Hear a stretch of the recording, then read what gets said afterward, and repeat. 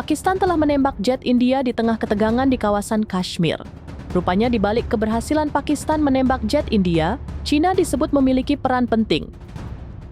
Pasalnya, Pakistan disebut berkoordinasi intens dengan China saat menyerang India. Dikutip dari Arab News, Pakistan menggunakan jet China untuk menembak jet India. Hal itu disampaikan Menteri Luar Negeri Ishaq Dar kepada Parlemen Pakistan. Ia mengungkapkan bahwa jet China yakni J-10C dikerahkan untuk menembak 5 jet tempur India.